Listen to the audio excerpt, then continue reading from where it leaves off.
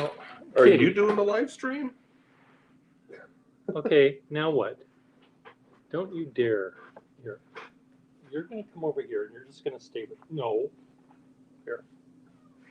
Don't start with that. Don't start that with me. Crying.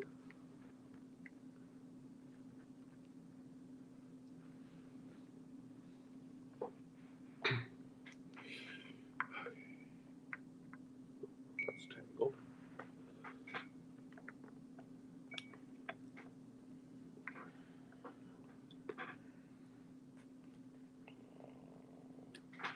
You. Down. No. Down.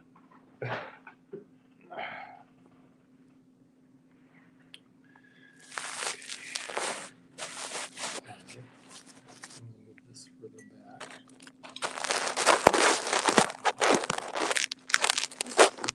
Those. It seems to have a pretty decent microphone. This is really bright. Let me see if I can turn off this.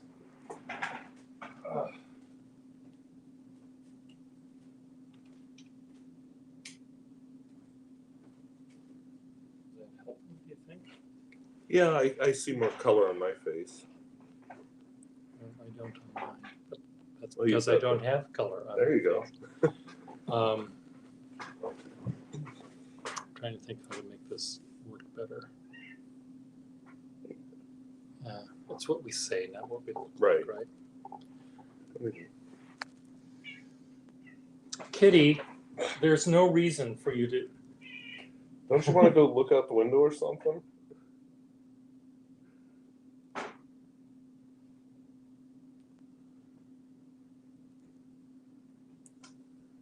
trying to find a program here and I'm not finding it.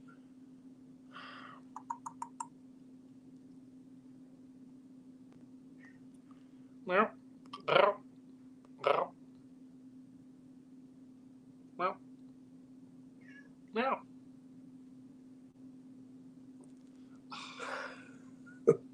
You just want to be everywhere we are. Cat, was that necessary, knocking over the camera?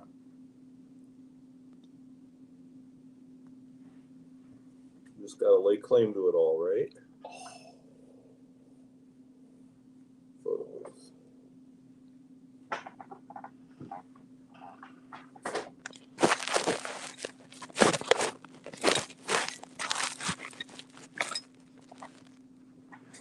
I guess if I slump. Well, I could move over too. Yeah? Do you know where that shirt of mine is that was on the tape that I got in the mail?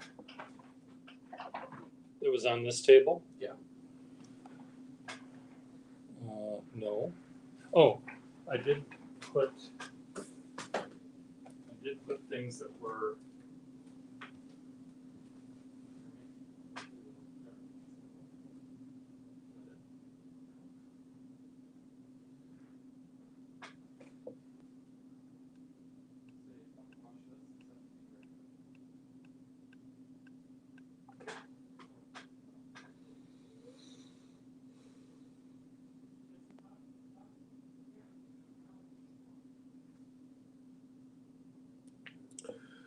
We're experimenting with settings right now, whoever's just joined.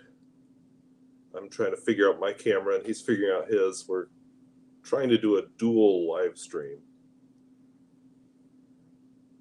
So I might ignore you for a minute because I'm still fighting with mine.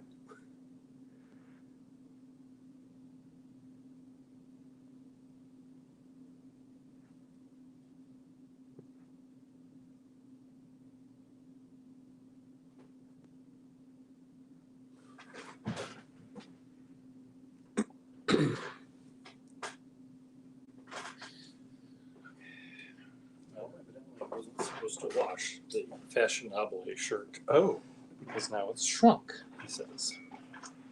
So we will find out if it's shrunk. oops. There maybe. Well, I think this helped a little bit. Yeah. And mine I can adjust brightness more easily than yours can. Who's El Glossa? No problem, they said. Did you Did they ask you a question? No, I saw somebody was watching, and I said, "Oh, we're figuring it out, and I see. we'll start at 9." One of us has more to figure out than the other, apparently. Oh, there we go. Now I got us both on. I'm going to send a couple of texts to people here.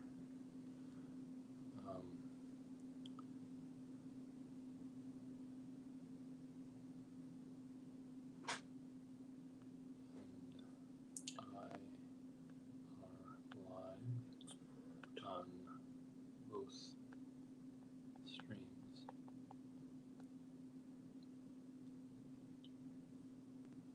And what else do we want to mention?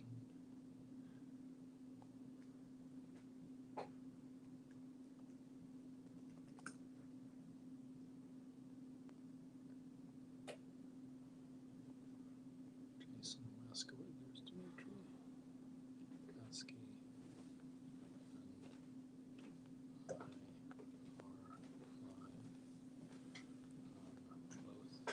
on both streams. We're cross-pollinating. That's what I should have said. Cross-pollinating.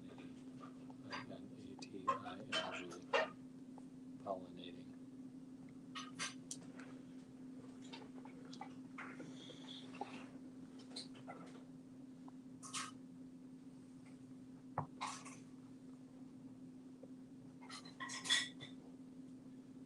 Okay.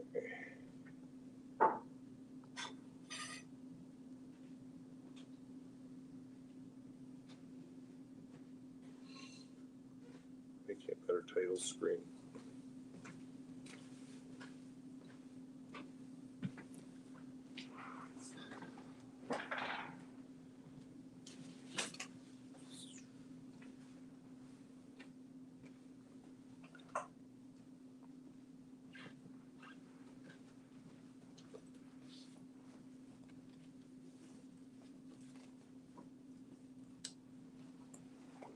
Something else to scribble on for you too.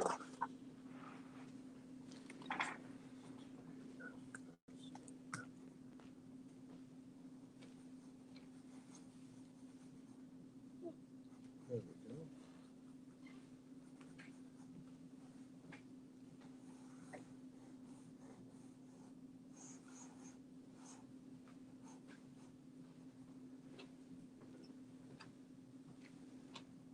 Okay, later, guys. All right. Okay, we'll call you about visiting. Yeah. Now, when you leave, you lock the doors, right? I locked the door. I don't put the alarm on. Is that okay?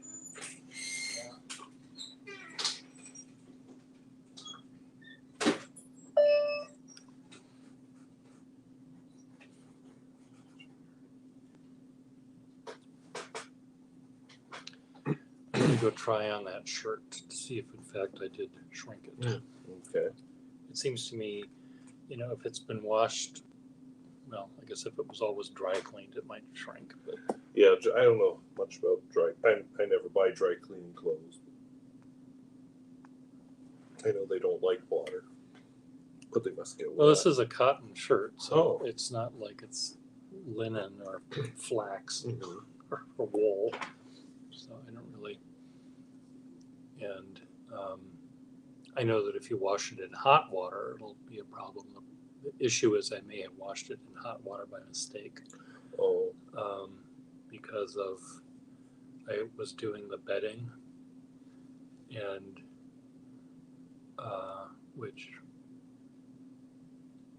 doesn't shrink in the way a shirt does. So and the washing machine has one of these complicated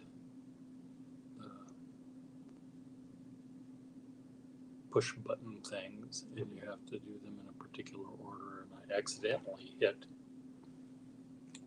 start before I had picked the cold. Okay. So Oh, what am I doing?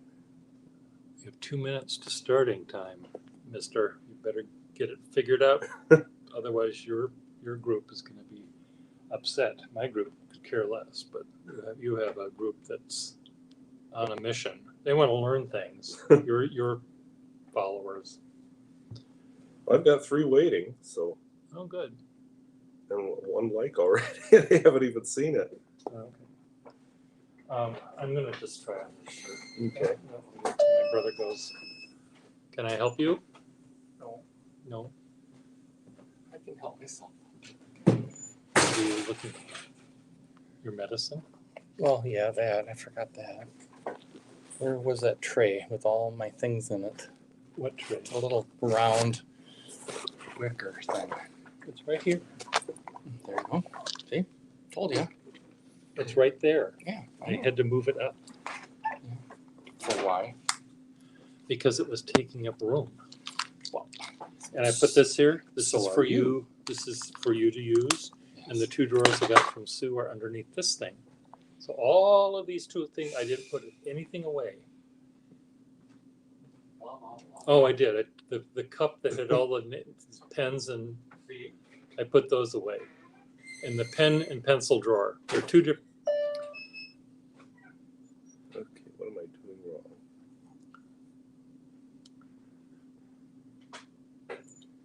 Try it this way. It's not letting me in, so I got to figure out what the heck I did. Live Q&A with Pier Gustafson. There's where I want to be. Okay, all the settings are good. Look at me, I'm moving. Yeah. So now we're both live. So welcome. We're doing a broadcast with Pier Gustafson and I. He's doing this broadcast on his channel, and I'm doing it on mine. And I don't know if anybody can hear us, but If you have 2 devices, you can watch us in stereo. there you go. Find Yeah. out if there's any lag between. And do your people see you backwards, or do they see you forward? They'll see how it should be. Okay.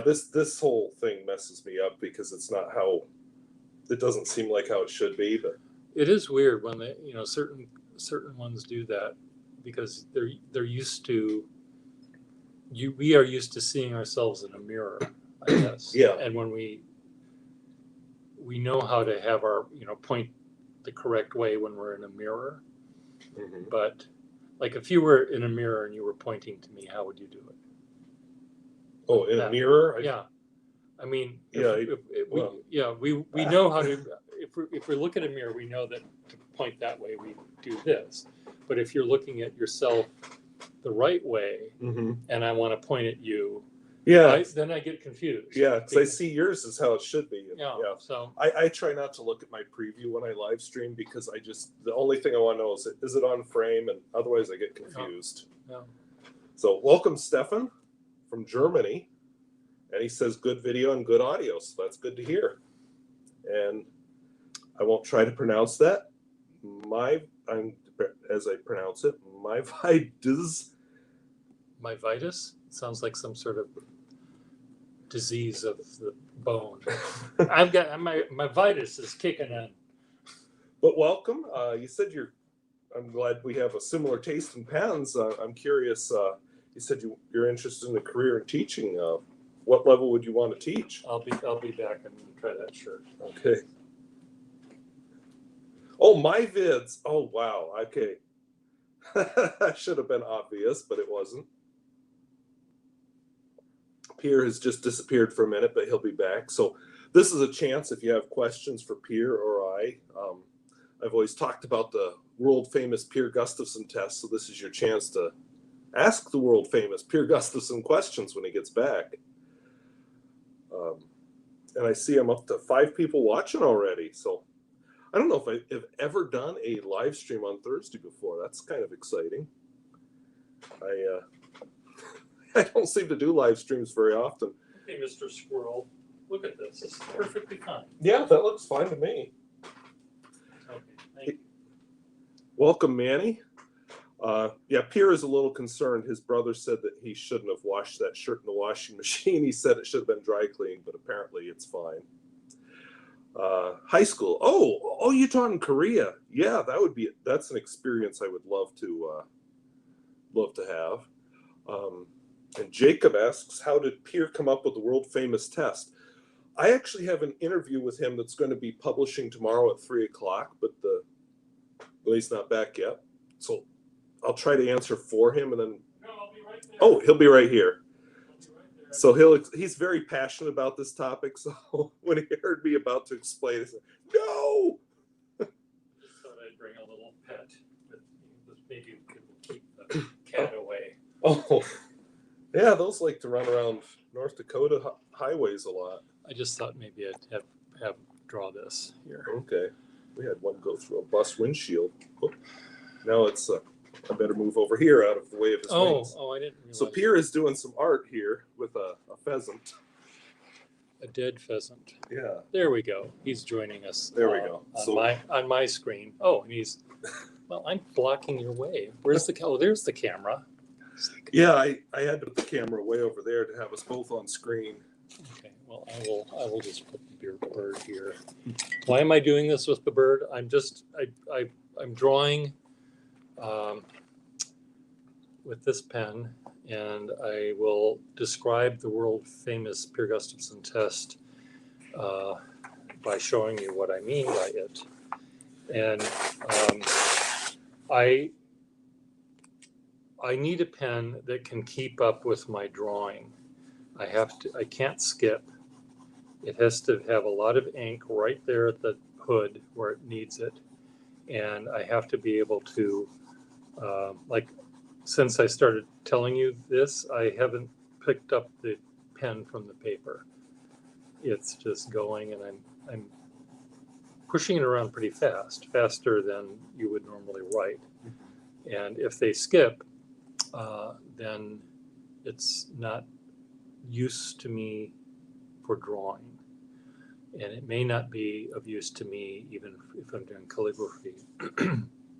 If one writes deliberately words that you're thinking about, you do that more slowly. So the Scribble test that Waski does is to see if it will keep up with the flow. And I was surprised, happily surprised, that modern fountain pens work better than older modern fountain pens. They've increased the flow, and so they don't do that as much. But some of your pens failed my speed test. Yeah. Because in addition to writing fast, evidently I don't press down a lot. Waski has a very heavy hand. It's not as heavy as mine can get. You don't take full advantage of the entire gas pedal. You go right to the middle, and that's where you stay. Where I go from really slow, barely moving in terms of lightness, to very fast. And that is where the light and the fast is really where the speed test comes in, I think, the lightness of touch. So, but again, I'm happy to see that they work for you. Okay. So ODE from Portugal has joined us. ODE will be happy to know that Pier tried out this Kaweco Sport and he liked it. That was his first Kaweco Sport in his life. And I don't know if you know ODE, but he collects Kaweco Sports. Oh, okay. He's in Portugal. Shantana, sorry if I butcher this, Dudagupta, welcome. And Nelson F is here from Brazil. Way down among Brazilians, coffee beans grow by the billions. They got to find those extra cups to fill. They got an awful lot of coffee in Brazil. No Yeah. tea, no potato juice. You'll see, no tomato juice. Anyway, etc. It's a song, obviously, Yeah. that Frank Sinatra sang back in the 40s. Jacob asks, what was the pen that surprised you the most with its performance of the test, either good or bad? Asking who, me or you? I'm not sure. Maybe both of us. We're both here. I think the only test that I remember you giving the speed test to that failed was the Parker Duofold Senior. Yeah, and that one's nib is And that's because the nib is not, the hemispheres of the iridium ball are slightly split. So it can't help but skip. okay. Yeah, because they're kind of, instead of being like this, they're more like, Yeah, they're sort of bow-legged at the bottom of the nib comes down, hits the paper, and the very bottom of it. Where's the camera? right there. So We got two different cameras we got to talk to here. so Yeah, ODE says he has 150 Kaveco sports. well, He collects even the art sports, all the really cool ones. uh-huh. And Sajad Hussein is actually from Connecticut, so he's sort of your neighbor. Come to the Boston Pen Show, Connecticut boy, man, woman. Yeah, he's male from Connecticut. And Manny wants to know what, he doesn't say which one, but which one of us, what do we think of the Parker? Oh, and Paul has a busted water heater and he's waiting for the maintenance guy, so he may be disappearing. I see. Yeah, definitely that would be a priority. I went through that last summer.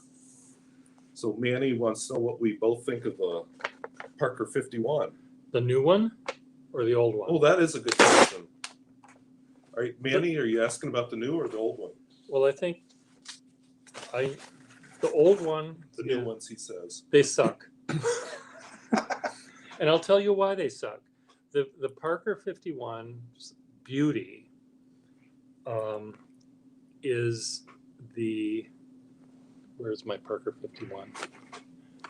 When I want it. Is that the cap slides off, it slides down, and it's just this perfect machine. And Just Applebaum was describing with his white gloves the new 51, and he talked about the screw cap as being added security or something. And I thought, no. No. It's like, okay, let's say, for example, I was inventing the wheel. Mm-hmm.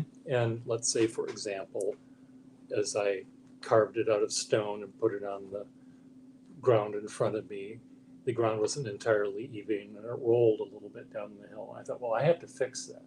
I'm going to make a little flat part of that wheel so it can rest there. It won't roll down the hill. Mm-hmm. How well will that work as a wheel?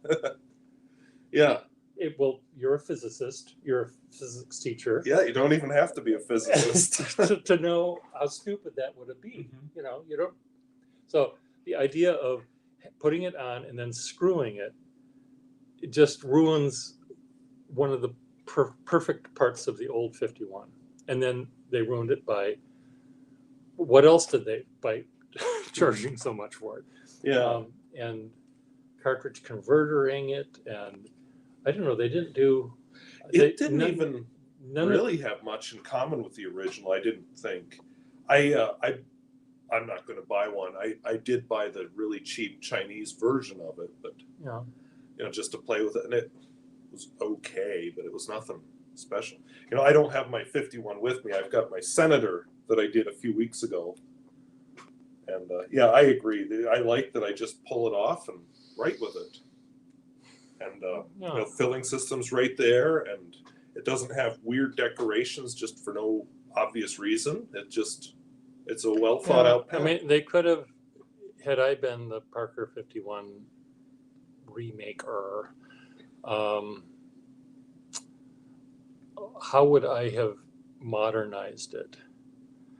I would have put, back in, this is before your time, but, well, not maybe, when digital clocks were the best thing that ever happened. You could find them on toasters, you could find them on radios, you could find, I'd put a digital clock on it if I wanted to modernize it and have it be, on the inside of the thing, out of the way of the pen completely, but that's how I would do it. Or put a chip in it so I could find it. But I wouldn't screw up a design which was perfect. Yeah. I have heard, I don't remember my source, but that the Parker 51, if they made it with the same quality and materials and everything as the original would be $1,000. prohibitively, yeah.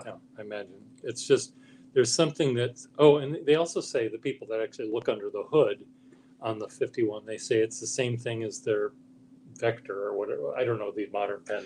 Oh, things. a jotter is what A I've jotter, heard. yeah. Same nib as the jotter. And, you know, the interior of this little shell here on the 51 is, I don't know how many vents it has on the collector, but 50 at least, I would think.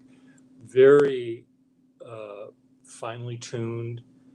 The threading that where it's all put together is extremely precise, and it all helps to keep it airtight and keep the ink flow even. And it's, you know, everything they did made it clunkier in a way, and sort of cheaper, I guess, in a way to make. Certainly cheaper to make. Yeah, they would just about have to. And you know, the clip, they could have kept the way they. I mean, they didn't have to do this clip. They could have had the modern clip that they have on it. That might have been nice. Well, yeah, it's to do an exact copy, I think, would be silly, but get the spirit of the thing. Yeah, ODE says the Parker 100 is a better tribute to it. And yeah, I agree with a couple of you. Probably the writing is okay with it. It's just some of the other nice things about it. Because the Parker Jotter is a perfectly good pen. But yeah, I guess I don't know the Parker 100 real well. But yeah, they're all agreeing the screw cap and the converter are something they don't like. Oh, and here's Alan using a 1953 51. Well, that's not this one. 50. Did they have the aerometric then? I don't. My dating of pens is not very. What did you do? Oh, I see. I'm just turning. I was waiting for the camera, but the camera's over there. I don't remember. I can't see that far, even if it's facing me. So have it be where you can see it more comfortably. I don't know when they converted to the aerometric filler from the pump filler, and I used to not like the aerometric filler. I thought removing the entire pair of trousers to fill it seemed like you're at the doctor's office, you know, and you have to take off your pants. But I actually prefer these now to the pump filler, because they rarely break. Yeah, well, it's not even a latex sack in those, is it? No, It's something, I don't know. I can't remember what it is. They rarely break, and they are just much easier to fix. And oftentimes the bow and the stern and the midships fade differently. The colors are not quite the same. So I do prefer these to the other ones these days. And I think fixing the pump filler that's a big task. When the Parker company, when they were in business and creating parts for repair people to do the repair, you would exchange the whole filler unit. We don't have that anymore, so we have to take the old filler unit, pop out that little bead that holds the sack in, and the little plastic cup that holds the bead is brittle, and it could easily crack. So they were never meant to be repaired by that way. You just get a new filler. So LSWUK is telling me I should run when you're talking about taking off pants. is that what do you think that it's on my channel, which is over here, that we don't have to wear pants? So we're on his channel, he's wearing, I'll describe his pants. He's very swishy, bright, sparkly green pants. no, these are silver. They're silver. They look green. They look green in this in Minnesotan. The light coming into my parents' or my house now. My parents are both dead, but our house, my brothers and I inherited it. It's very lush and green outside, so there's all the light that comes in through the windows is through a lot of green. So This summer, that's why it looks green. this summer I've had to get used to brown coming in through my windows. Oh, that's depressing. Irvin Tepper says that the aerometric is around 1947 to 48. And I actually, that sounds right, because I Okay. know it was just like the very early years that So the 53 version that he talked about would have been an aerometric.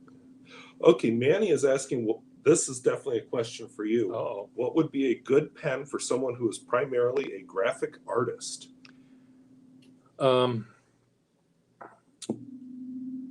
well, I can speak as a pornographic artist. No, this is for children, right? Some of my students may see this. No, and that's a joke, people.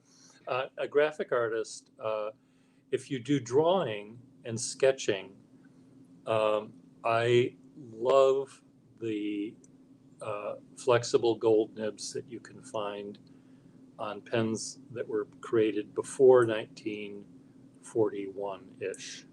Because once the Parker 51 hit the streets, everyone wasn't really interested in the flexible nibs.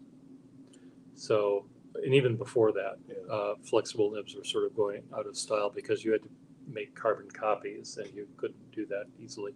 So a Skyline like this one here, up there, way The up camera's there.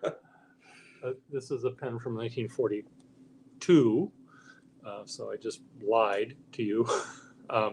Has a very flexible nib, which is very rubbery, so one can draw.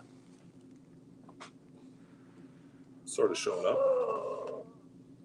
You know, I can probably move the camera a little closer. No, let's just leave it there. It's fine. It just has a more variation in line, and you can do really nice drawing with it. But I also do nice drawings with the Parker 51, Mm-hmm. and I don't need to have a flexible nib, but I think the flexible nib will serve you better. And I may not know quite what I'm talking about, but I think part of why the older ones have flex nibs is because people were used to dip pens, and as the ballpoints and the 51s came out, and the carbon copies, they started getting used to And typewriters, more carbon firm copies, nibs. Because that Spencerian type handwriting, I know, was supposed to be flex nib. Yeah, not all of them were. There were some dip pen nibs that were made that were firm, but it was the style that most people aspired to do that, and in some cases it actually helped you see what the letters were. I think in some cases, because there's some old script that are just very, very fine, but you see just a little slight thickness on some downstrokes, and it sort of focuses you a little bit. I know my father was in elementary school in the 1940s, and he talks about how all the desks in his classroom, they weren't using the inkwells anymore, but they all had a hole in the desk for an inkwell. And that would have been right after, during and after World War II. So I'm sure schools didn't have a lot of money at that time to update anything. Yeah,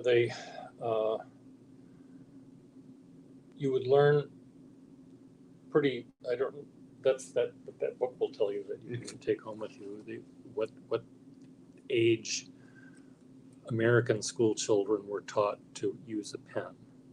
In my school, I'm not that old though, but I think it would have happened in third grade, because that's when I learned cursive.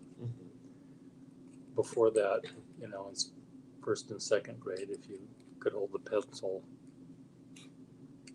at all, this is your opposable thumb class. They've definitely moved the reading and writing younger, because when I was in school, we were printing in first grade, and we started the year with the big fat pencils. Yeah.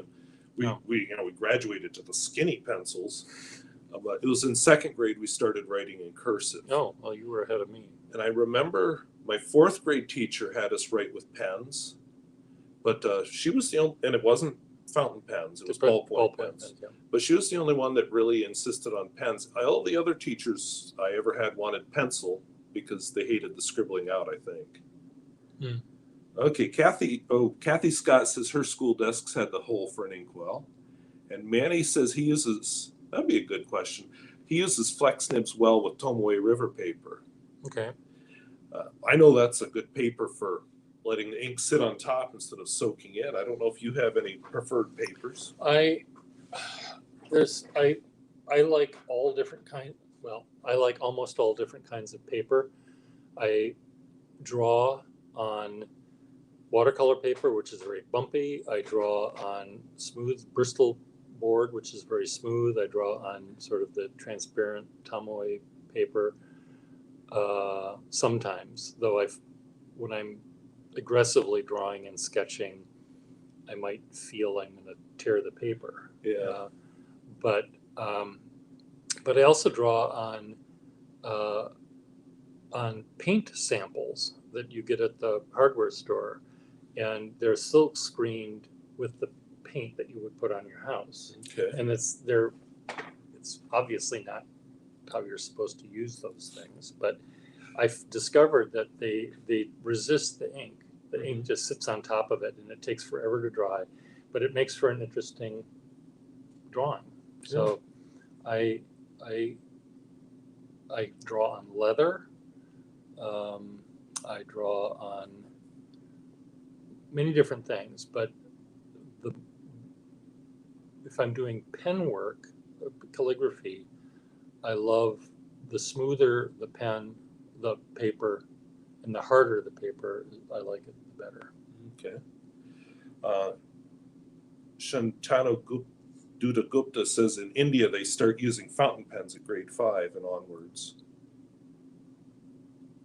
So I think India has more of a fountain pen culture than we do here. Yeah. Well, Europe does more than we do. We learned to our disadvantage to go to the ballpoint pen and stick with that. And I think it must be regional in Europe because I know we've had students from some countries that just think fountain pens are stupid. But then we have students from other countries who come here using their Parker vectors or whatever, and then they have a really hard time finding refills. No. So let's see what else we got here. Okay, Alan is describing his Parker 51. He says it's a Mark 1. He knows more about them than I do. Mark 1 Type 2 aerometric, no date code, so early 50s, and he's guessing 53. I've never heard Mark 1 being used. Again, my knowledge of model names or how I've never heard that used before. Mark 1? I feel like there were some like cosmetic variations. I can't remember the details off the top of my head anymore. Well, I know that there were different sizes. There was a demi size in the aerometric and a demi size in the vacuum fill.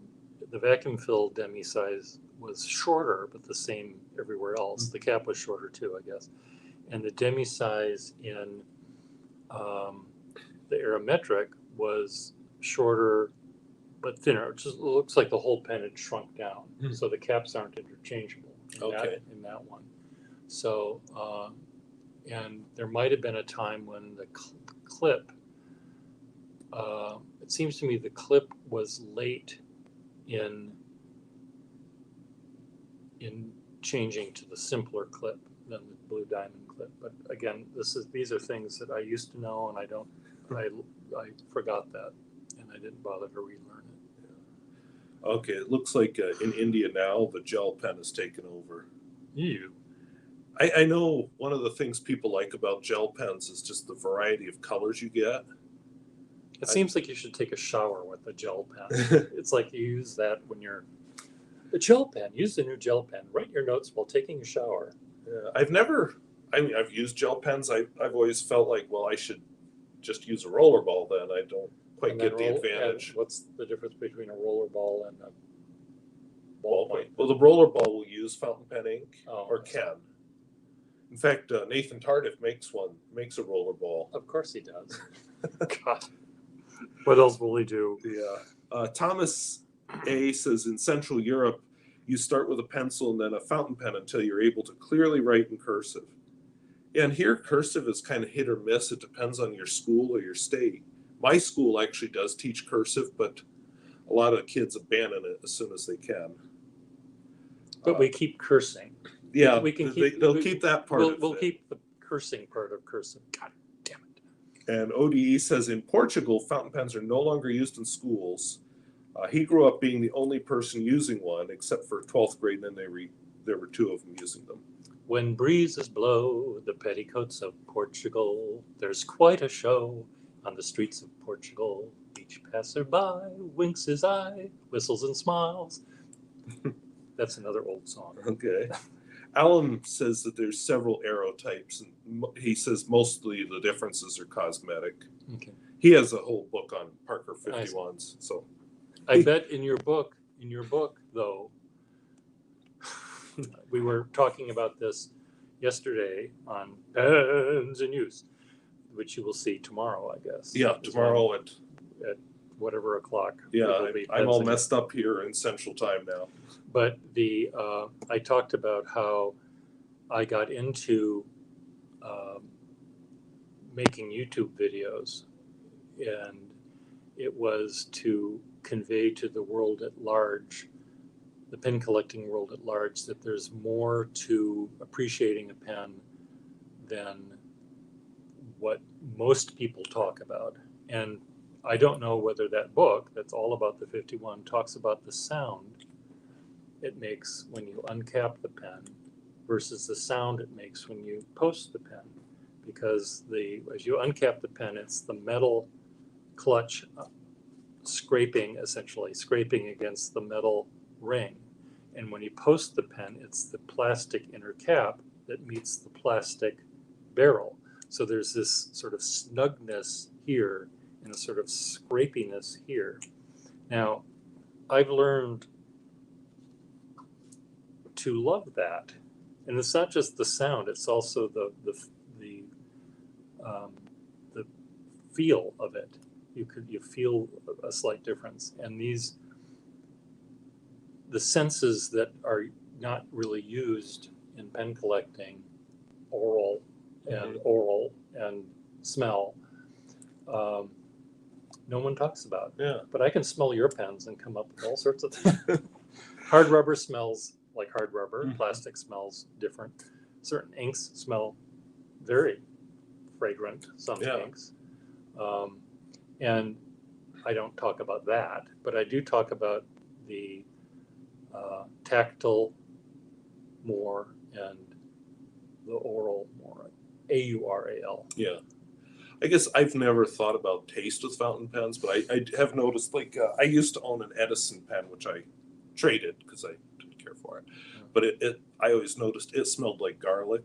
Oh, wow. And like you said, the hard rubber has a smell. Noodlers definitely have a smell. Well, we know that they must have had a taste because there's teeth marks on the back of a lot of my pens. Yeah, that's and true. They don't match my teeth. Yeah, I've got a But- shaver covered with tooth marks.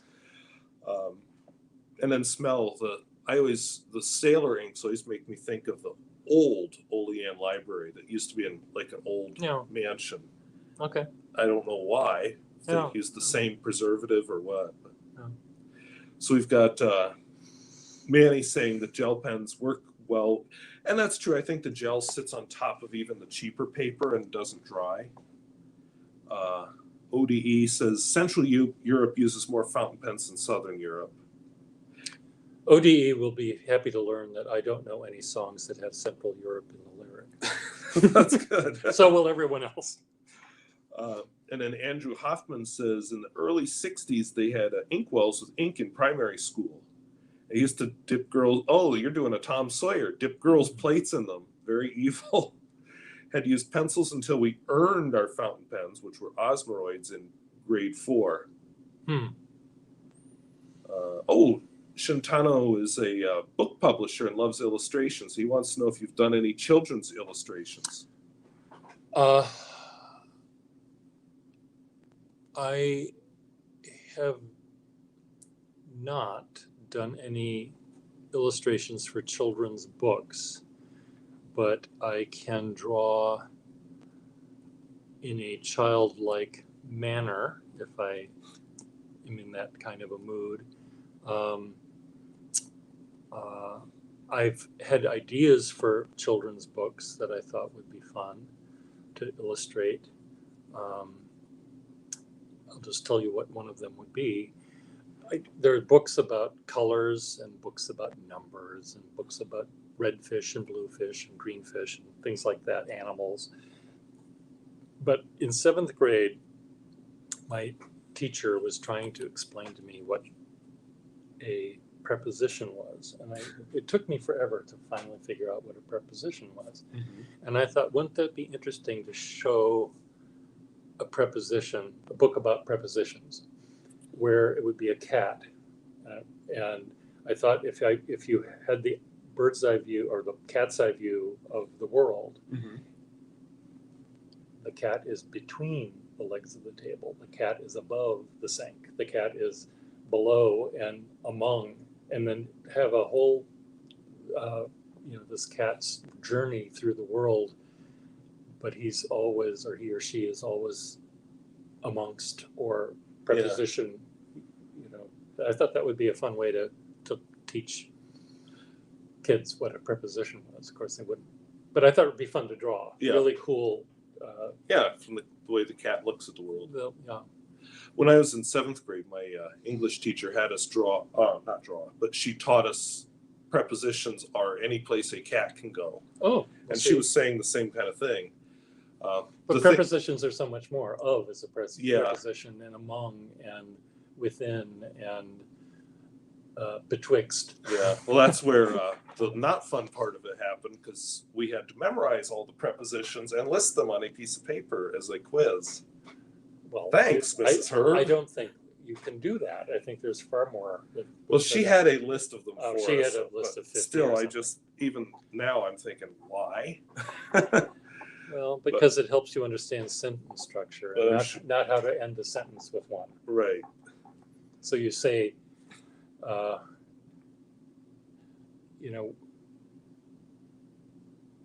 what's a preposition? A sentence that ends in a preposition. And snarky people they say the sentence and they put a comma and then they say the word bitch. Okay. Blah, blah, blah, blah, blah of bitch. I was a juror at one point in my life, and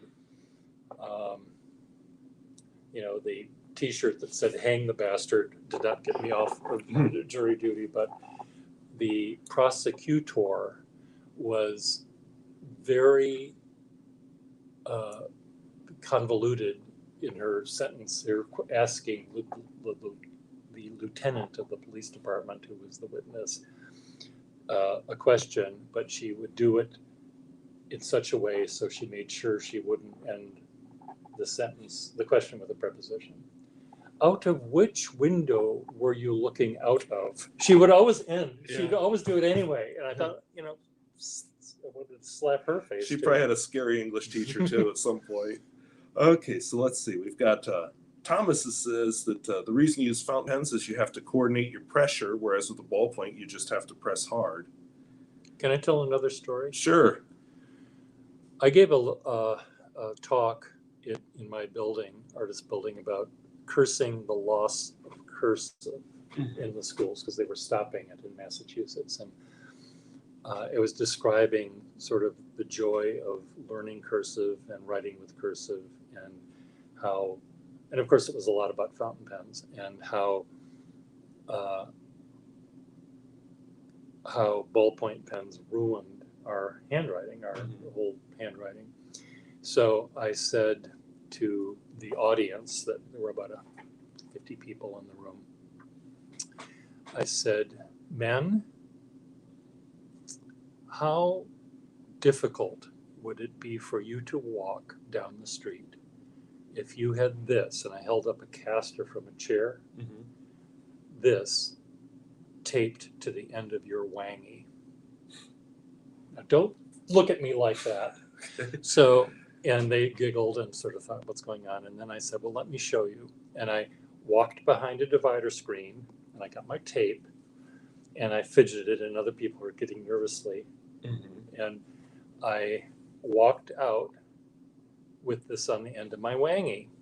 Now, it isn't my fault that all of your minds are in the gutter, but a wangy is a kind of cane. Mm. Charlie Chaplin had a skinny wangy. It's a type of bamboo. It's called Okay. wangy, and they make canes out of it, and umbrella handles are made of wangy. Okay. So, but I was walking. Okay, now that you're out of the gutter, Mm-hmm. and Now I'm picturing it. pay attention to what I was saying. If you're walking with a cane with a wheel on the bottom that can go in any direction, how easy it will be for you to walk. You're going to be sliding around like this all the time. Mm-hmm. And that's what a ballpoint pen does. When you're trying to aim it in this direction, you're pressing down, it's going to go the least resistance, right, Mr. Physics teacher? Yeah. So it's going to want to go in whatever direction the angle is at, and you want to go this way, but it wants to go that way, and you're pressing down harder to keep it on the right track, and it makes it want to go the wrong way all the time. So if I'm writing an address at the post office using a ballpoint pen, I have writer's cramp by the time I'm done with that zip code, so. Are you ever going to ask me to be a guest on your program again? Not next week. I I'll just make you take a week off here. okay. Well, I'm sorry. I didn't go down I didn't say anything bad. Mm-hmm. We've got Andrew. I don't know how scary this will be. He's asking if there's a definite order that the Gustafson test must be performed in. A definite order. The Gustafson test is not. You mean, do you do it after you? Well, I do think the he other tests, means or? like, is there a way to do it in a certain way? I'll just say, I can't do what he does on the paper, so I did my best to emulate it with my swirls and then my vertical slashes and horizontal slashes. Well, that's essentially how I draw and how I do calligraphy. But I draw rather than staying within the lines. I'll just do a sample envelope for you, how I would normally calligraph it. So who asked this? Alan. Mr. Allen. What's Allen's last name? I'm sorry, Andrew Hoffman. Sorry, Well, I just messed you up. Hoffman, F-F-M-A-N, 123 Main Street, Boston. Ma. 02111. So, in order to get, I guess. There we go. That looked better when you tilted it. Yeah, there you go. Anyway, in order to write that, I write very big, and I write very fast. Waski's test is a good way to do it, where you make the scribbles you make are much larger than the writing you do within those lines. You take up like 4 lines, it seems, rather than 1 line. So Yeah. you have to go faster to do Right. that. And then the long horizontal lines are again good for seeing if it can keep up with you. Okay. Let's see. Oh, we got a few comments about the smell of Noodler's Ahabs. Okay. And Alan agrees with you that the sound is not described in his book. See? You're missing out. Yeah. They'll have to have another edition with Pier Gustafson's point. And then we have a few gourmets of ink who are talking about the smell of different brands like Vintage Parker and Diamine. And speaking of that, we are competing with gourmet pens. I guess she must smell inks.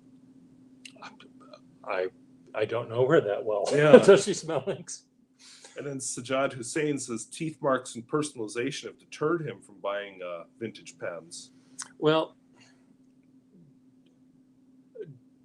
okay. Mm-hmm. Let me know which ones you leave behind because they don't bother me.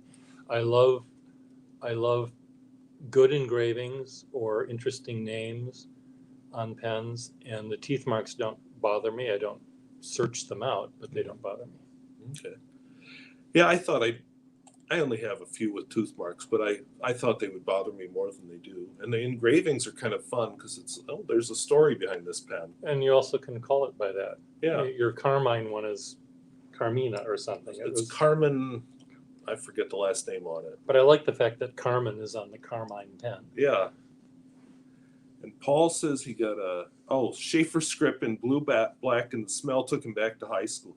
You know, it's funny how smells bring back memories. They do it much stronger than visual things. I mean, that's one of the things that does pull you back to to library paste. Yeah, probably the last time I was in that old Olean library, I was 4 years old, and yet I can remember, the stairs, the green carpet in it, and that smell always takes me there. The animal heads that were on the wall, because the new one doesn't have all that. No, we have animal heads here. Yeah, but the Olean library did not. I see. Okay. The new one doesn't. And then Manny Lamont said, okay, Parker Washable Blue smells like Elmer's glue paste. So I haven't noticed that. I'll have to sniff some when I get home. Yeah, there we go. And okay, yeah. The KWZ inks, I don't know if you've ever used one. They smell like vanilla. Oh, I would like that. And Alan says you should do that book about the prepositions. Oh, thank you. I think I know a better artist to do that, but I like the idea. And then Andrew says he doesn't mind the smell on Noodler's pens. And yeah, you're right. It disappears after a while. And he also mentioned that some of the inks, and that's one of the funny things with his inks too, is they're not all the same at all. What do you mean? The properties. Oh, he I mentions see. they have different smells, but there is so much that's different about them. Yeah, I've known Nathan for almost 40 years, or maybe longer than that. I don't even know when I first met him, but he and we go way back, and he was in high school or junior high when I first was aware of him, though I don't know when I first met him, at a pen show, I guess, that Frank and I ran. And he was too young to drive, so his father would drive him up to the pen show, and he would, he's a character. I see him once a year, and once a year is kind of enough. Mm-hmm. No, it isn't. I wish he would come up, but he's afraid of driving too. He hates Boston traffic. So he and I have that in Yeah, common. we have that in common. Yeah. But you hate traffic of any sort. Yeah, I don't even enjoy Dickinson traffic sometimes. Wait, I have to wait to pull it on the highway? Yeah. What's wrong with this? There's another car? I thought this was my private road. Renee Perron says that she also loves the idea of your preposition book. And Sajad says his Edison pens also have that same odor. So it must be something about the acrylic he uses. And LSWUK, okay, really, and LSWUK must be somebody that comes to your channel and talks about enjoying watching you doodle with fountain pens. Any chance you could both do a 30-second portrait of each other? Oh boy. Oh, you're going to use that little tiny page? You saw how I draw. I did. I do. So it's going to be. Remember to put the pupils in. You don't want to look like Annie. I don't. Oh no, I don't. Okay, so you do yours first because you're looking down. I don't want to. And you're not even looking at me. You're supposed to look. I'm getting a detail, and then I have to draw it. That's how I roll. Okay. When I teach people to draw, or watch people draw, if they're not looking at the subject they're drawing, more or at least as much as the time they're actually drawing, I think, well, how are you possibly going to make this look right? And and then other people will be in urban sketching, and will be drawing a building in front of us, and they're going to be sitting down, and their body is let's say the building is directly in front of them, and they'll sit down.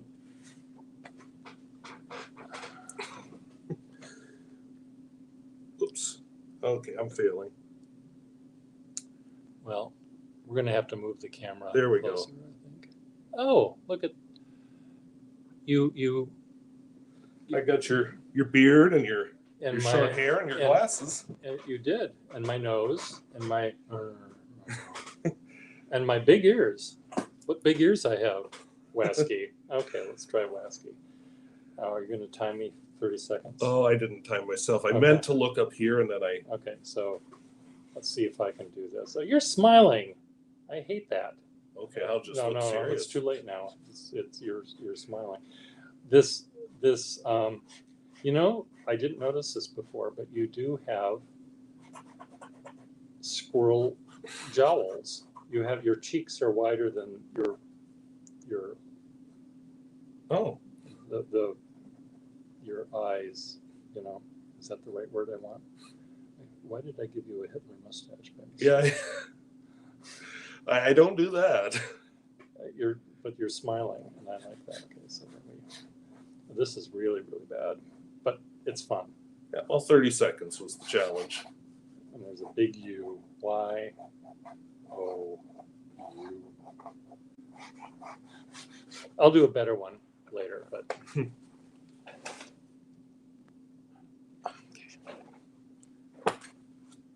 Yeah, we're not dealing with the best lighting here the lighting is good for us. It's just Yeah. it's horrible for the paper. for the paper. It's just because This camera's not the smartest. I found if I tipped it back, it worked better. we're shortened. Yeah. Oh, no, back toward me was working. There.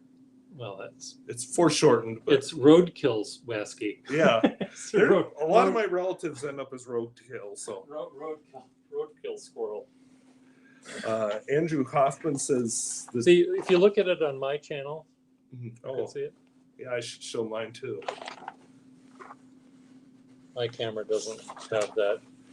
Yeah, your camera's Issue. better at adjusting. Let's see. Sajad said, oops, sorry, lost my line here. Andrew says using ballpoints taught people to press too hard. And Yeah. he prefers to write with fountain pens. If I have to use a ballpoint, I will be very light with it, and I can get some line variation by doing that. Where's the ballpoint drawer, Todd, that I made for my brother? Of course, you have to find one that actually works. Mhm. So if I treat it, you know, I'm not pressing down at all Mhm. to get this line really. So it doesn't have that desire to, I mean, it still does a little bit, but Yeah. whenever I press down, it's going to want to go, you know, Yeah. because it's a ball on its wangy. And it doesn't even have a wangy. Okay, sweet. Yeah, Sajad doesn't like them either. Manny says, oh, Manny wants to know what you think of Mont Blanc inks. I've used Mont Blanc Black. Sorry, I got criticized for saying Mont Blanc. But you know, I thought it was a nice black. I guess it didn't do anything special for me. The bottle is kind of clever, but I didn't notice where it was that much better than Pelican or Noodlers or. The black ink that I like the best is a Waterman. I'm just used to that, but I have used Mont Blanc and I have used Parker and Schaefer. Mhm. The Schaefer black just bled all over the place. It was a brand new bottle as well, and it just was awful. And I don't know why. Maybe it was a bad batch. Yeah, and some inks seem to be better on the lower quality paper. That's why I like Pelican and Lamy and Parker. Let's see. Lost my. Oh, Keshav is now on my channel. Well, Kesh, are you on mine too still? He asked if you overslept earlier. No, I just took a shower right away instead of coming out. Andrew Hoffman says, Chewing the ends of pens was something I only did with pencils and ballpoints, never fountain pens. Thank you.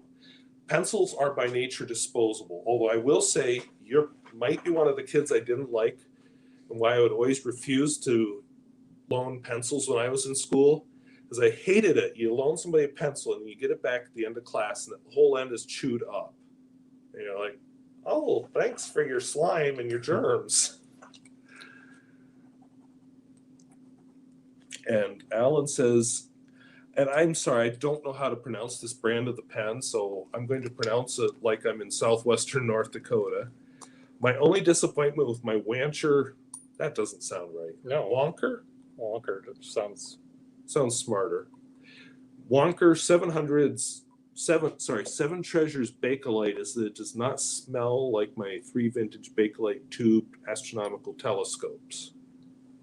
Oh, I was trying to figure out what pen that was, but it's a telescope. So Well, he says he has. Actually, I guess I don't know what a 7 Treasures is. I'm going to assume it's a pen because I know that brand makes pens. I don't know much about them. I know Fig Boot has reviewed a few on his channel. And Manny says that Nathan's quite a character. Oh, Nelson is curious what you think of stub nibs. me, what I think of them. Maybe both of us. Well, you go first. Okay. I don't mind the stub nib. You know, the fun with a stub nib is you can get a little bit of line variation without Trying. without having to be creative with your calligraphy or varying pressure. I found that the broader stub nibs I don't like as well for regular writing. 1.1 millimeters about as broad as I like. Yeah, if I'm doing a title or something broader might be better. But the narrower ones are better. But I discovered I really like the cursive italic better. It just seems like it makes a crisp. It could be all in my head, but it seems like it makes a much crisper line. So I have a couple pens that are cursive italic. I actually have a vintage. I think it's a Lamy that has a fine point that's cursive italic, and it's really subtle, but it makes a difference in the writing compared to a regular fine point nib. I'm trying to find in my little box here. Is this it? Maybe this is it. I have a stub-ish nib, I think, on this pen. I normally don't use stubs to do the kind of calligraphy I do and to do the drawings I do, but when I have one in my hand and they are fun to sort of play with. So this has a slight flexible, I mean, right with that, it's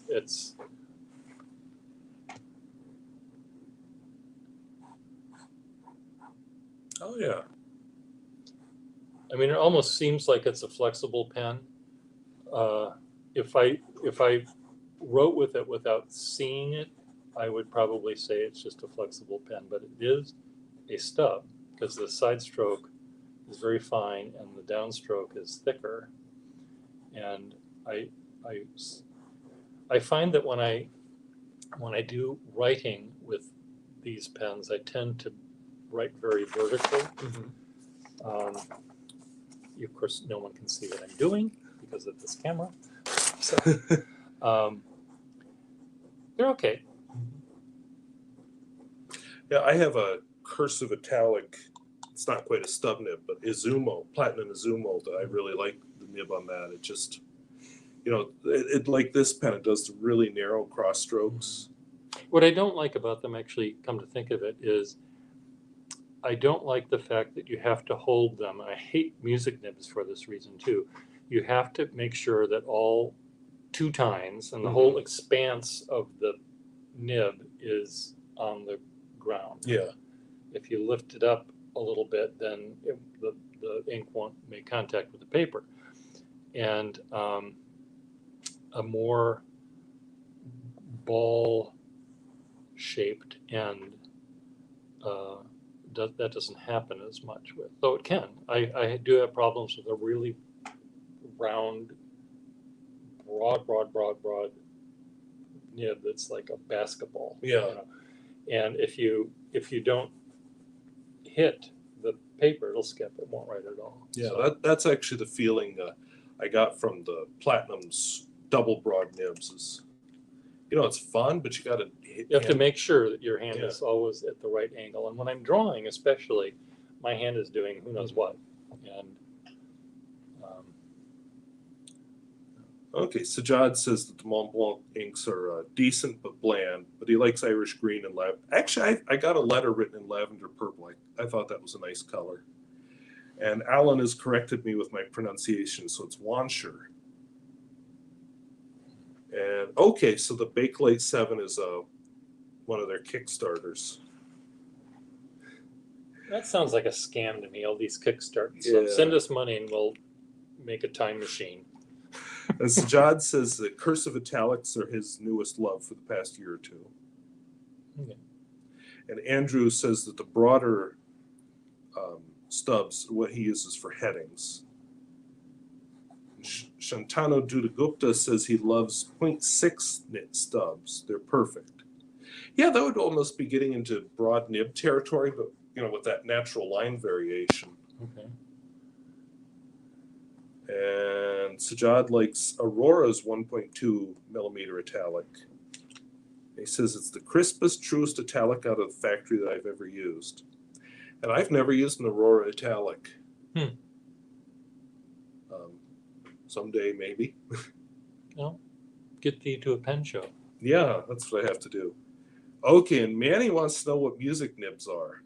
Music nibs are, to me, I don't see any difference between a broad stub and a music nib, to be perfectly honest. But a music nib, in terms of what they do, a music nib has two slits in a nib. It's a broad nib, but it's cut with two slits. So you have three, pieces of gold that spread.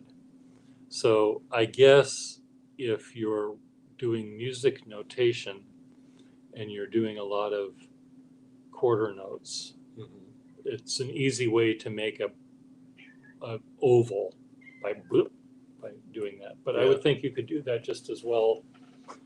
I guess the idea is it would get fatter faster because it's spreading in two different directions.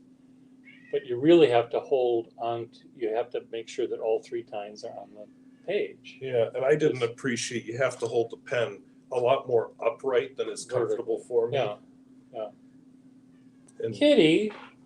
I do know that Sailor makes a music nib, but theirs is different because it only has two tines instead of three.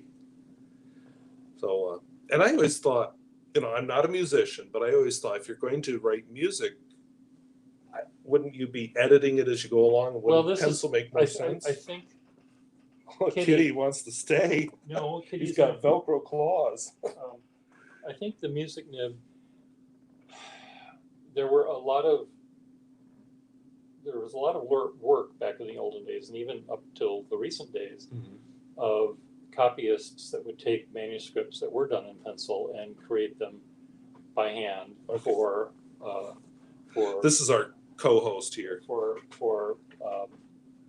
publication. I don't know if they would use those to make the engraved plates or something, but to make them to go to the next step. This is the official version of Singing in the Rain. That makes sense because then you have it kind of cleaned up without erasures. But there are professions of people that do that, and they would use.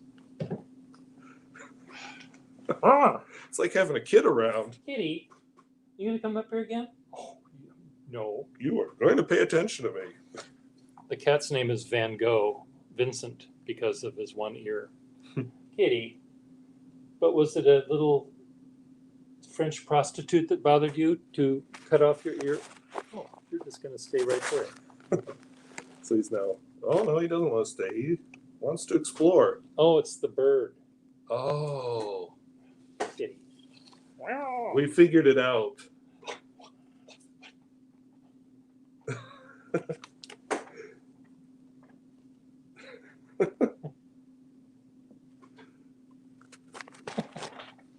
So Sajad says that sight of the cat made his day.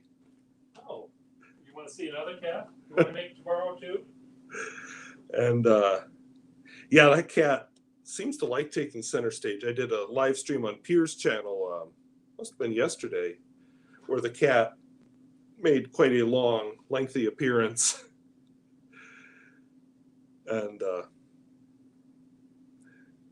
but cats don't know how to be photogenic. They just look at everything except what you want them to look at. So I don't know how these pet photographers get them to do it. They drug them. They put. Oh, you've got Briar Bear has joined on your channel. Oh, hi, Briar. This is Waski, right? So if anybody's wondering what's going on, we actually have two channels broadcasting right now. 2 live streams. And Jacob wants to know what pens I'm traveling with. Well, I brought a bunch because I'm visiting a fountain pen guy. Usually I don't travel with a lot of pens, but of course I have my Kaweco Sport, which is important. A couple other highlights here. I brought along an Aurora 88 vintage to write with. And that's one Pier actually kind of enjoyed. What else did I bring? Oh, I discovered, like the second night I was here, that this Kaweco V101 had fallen into a slot in my backpack. Oh. And so I discovered it, and it's been there probably since I went. Okay, the cat's now trying to operate the stream. Okay, you're going to go in the other room and I'm going to shut the door. Okay? You want to do that, Kitty? I totally forgot where I was. Oh, yeah, I found it. It had been in there since I was in Fargo many weeks ago. So, no, Bismarck. And it started right up like a champ. And I had Pelican 400 NN. And then my Senator hoodie. And then I brought along an embarrassingly large, make sure this is right side up, collection of uninked, but pens just to show off. Yeah, I suppose cats are kind of a supermodel. They definitely have some attitude. The dog just wants to come up and be friends. The cat wants all the attention. Well, thank you. Yeah, I just, the choices had to do with being on the road. And, I'm walking around downtown Minneapolis in shorts, so I wanted, and a t-shirt, so I needed something I could just scandalizing the population of Stade, Minnesota with your bright red Dickinson shorts. They were even more scandalous. Yeah, I stopped in Dickinson on the way here because all of my shorts are covered with paint, and I only have 2 pairs of shorts anyway, so it was time. And but he's going back now with a fashionable wardrobe of sweaters from my late father, and you'll be very warm in the coming winter. Yeah, I definitely won't be wearing any of that clothing this summer unless the weather really changes. Oh, there were some short sleeve shirts. Oh, that's right, there were. His dad had quite good taste in clothing. He, I guess, sold clothing, so that makes sense. Oh, you've got Briar Bear. Oh, he's joined you between calls, he says.